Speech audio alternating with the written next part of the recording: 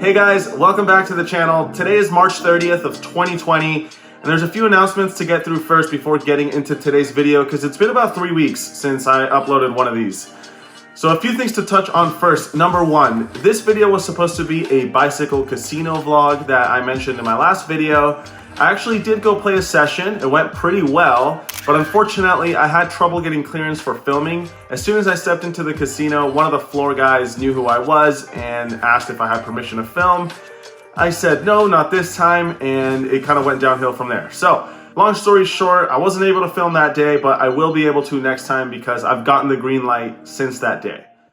I figured I'd touch on what's on everyone's mind these days, and that's the coronavirus pandemic. I'm sure I can't say much that you guys don't already know or at least haven't already heard. So I'll just kind of go over how it affects this channel in particular, and I guess any other poker vlogger out there, and that is we're on hold until further notice. Obviously, closing down all these places where a lot of people come together is the right decision, but until that changes, there will be limited material on this channel. As soon as things get better, which hopefully is sooner rather than later, I plan on hopping right back on the videos and it'll be business as usual.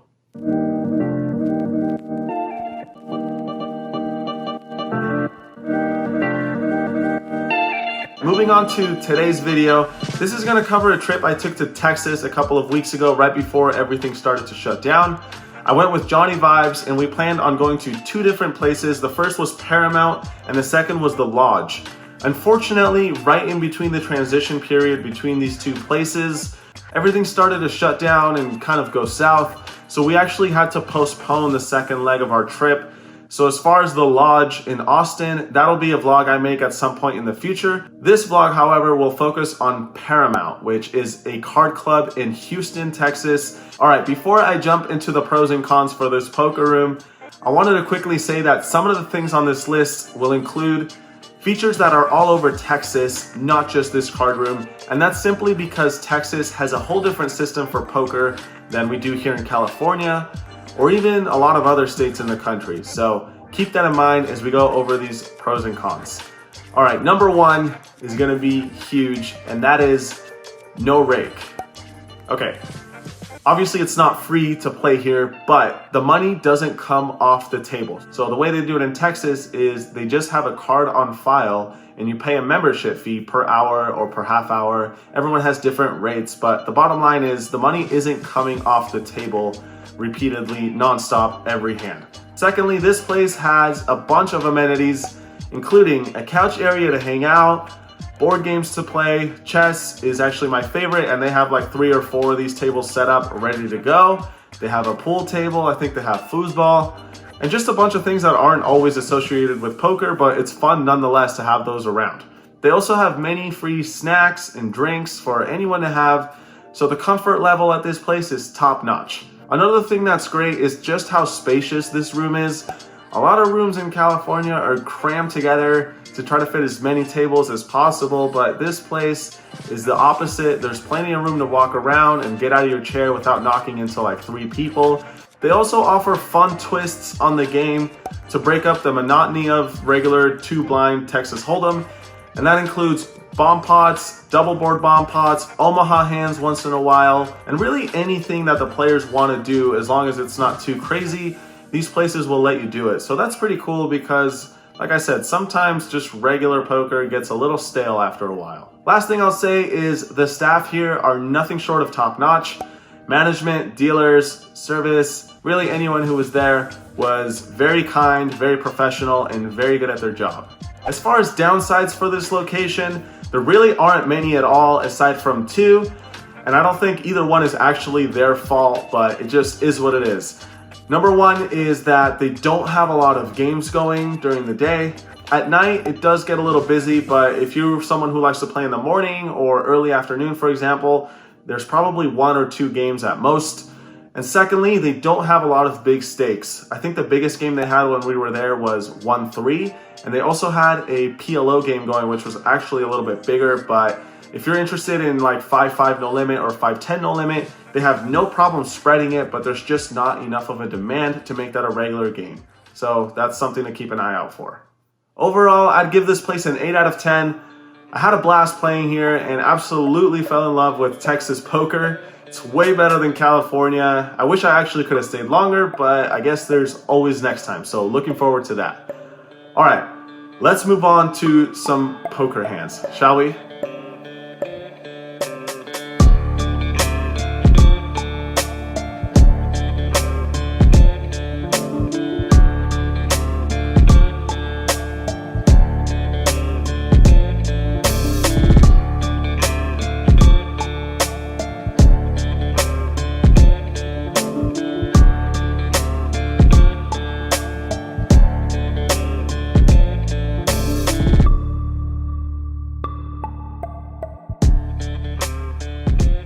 Alright, so we're going to start things off with a bang here in a double board bomb pot where everyone throws in $6 and we go straight to the flop. Well, actually 2 flops, I should say.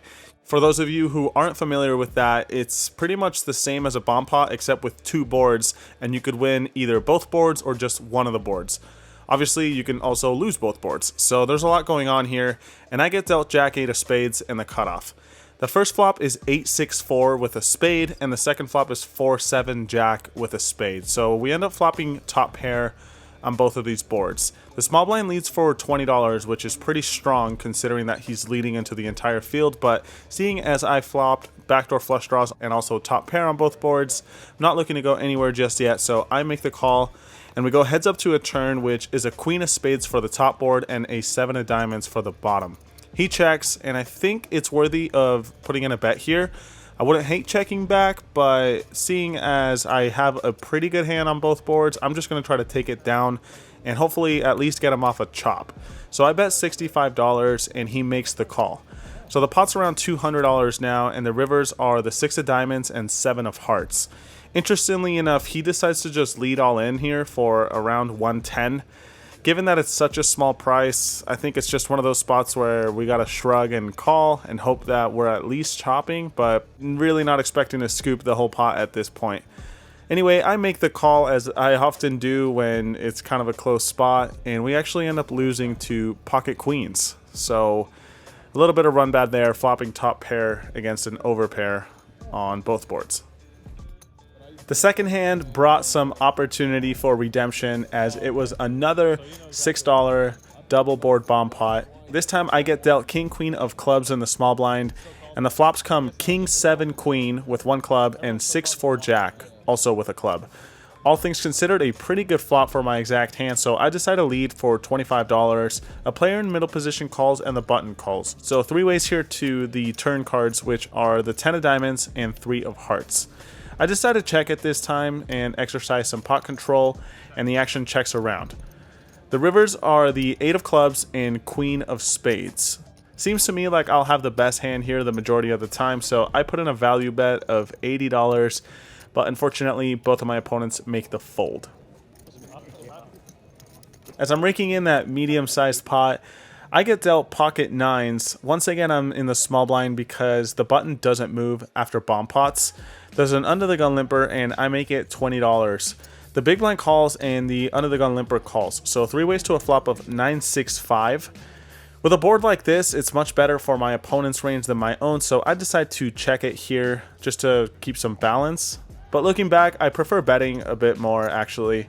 Anyway, as played, I checked it, the big blind checked, and the under the gun player bet $20. I make the call and the big blind folds. Turn card's a 5 of spades, giving us top full house. I check it once again. He puts in a bet of $20, and with that sizing, I'm just going to go ahead and check raise. Time to start building the pot and just hope that he has something. I make it 105, and my opponent folds fairly quickly.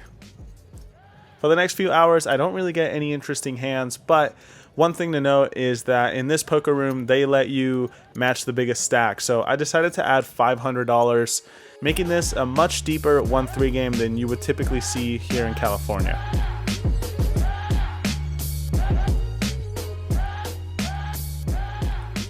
In the next one, there's an early position limp, and I make it $16 with pocket fives.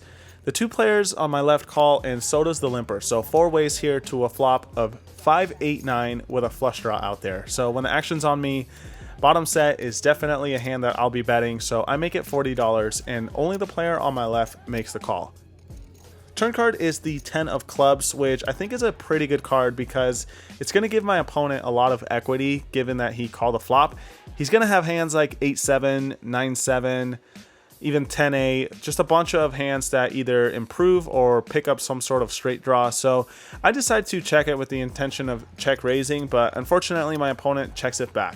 The river is the 10 of diamonds, which seems like a great card to me because not only do we improve to a full house, but it doesn't seem like it should really improve our hand that much given that we check the turn. So I decide to bet pretty big here. 130 to go. I want my hand to look like a bluff after betting the flop and then checking the turn and now suddenly bombing the river, hoping my opponent puts me on ace king or a hand like that. Anyway, he thinks about it for a while and says that my hand doesn't make any sense, which is exactly what we were hoping for, and eventually decides on a call. So it seems like this one's coming our way, and sure enough, we flip over the fives and take it down.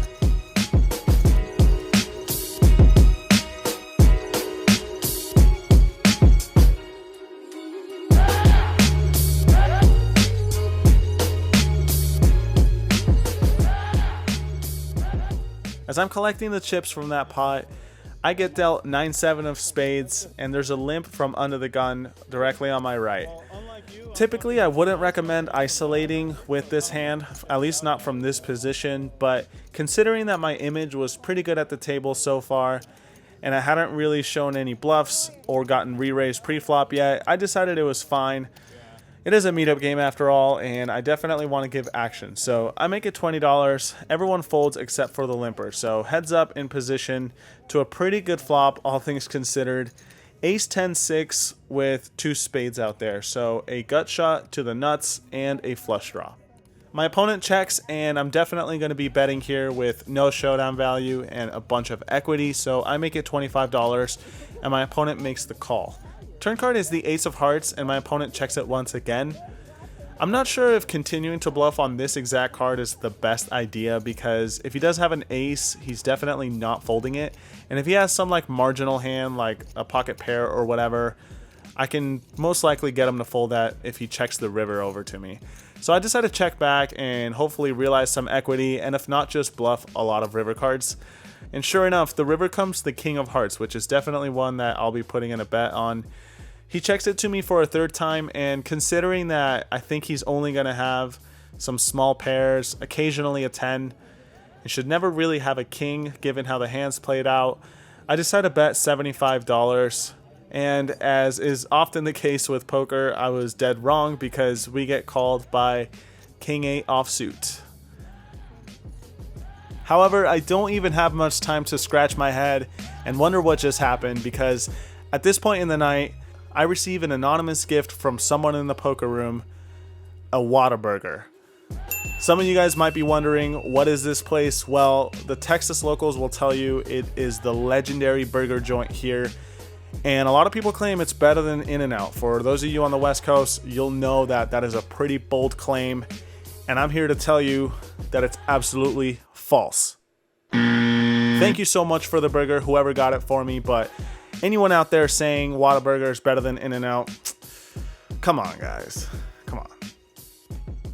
Speaking of bold claims, here I am with ace king from early position in a $10 double board bomb pot, hoping that it's going to be the best hand by showdown. So here we go. First flop is 10 jack deuce, and the second flop is 9 deuce king.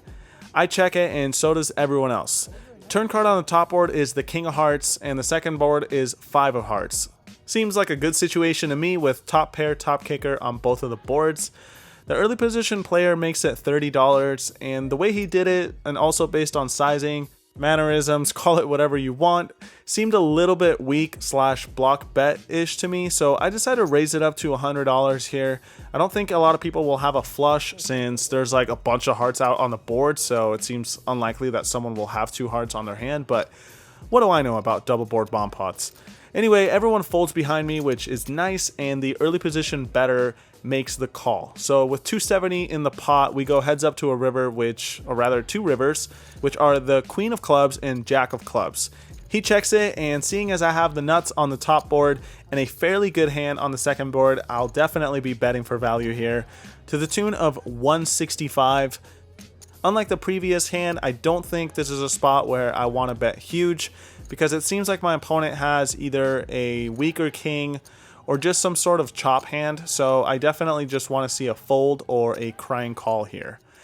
Sure enough, that's what we get when, after a few minutes of thinking, he makes the call and we actually win on both boards, surprisingly enough. He shows me the king of diamonds and later on told me that he had king queen, so it's nice to get the max in a somewhat confusing hand. Unfortunately for myself, these were all the interesting spots of the night. Despite playing for around 4 or 5 hours, I didn't really have any major hands after this, aside from a few 3-bets and then having to fold, or calling a raise and then folding. You guys know how it is. So after a few hours of battling these 1-3 streets, I decided to rack up and call it a session.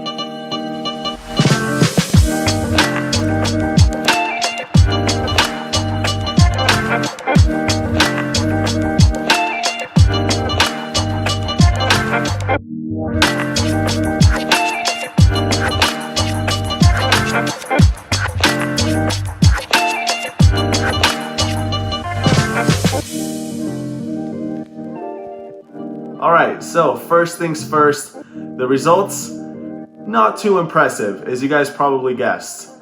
However, I did end up going back the next day. They only had a 1-2 no limit game going, and it was shorthanded, so I didn't end up vlogging because it was only like 4 or 5 of us, and I was playing probably like 50% of hands.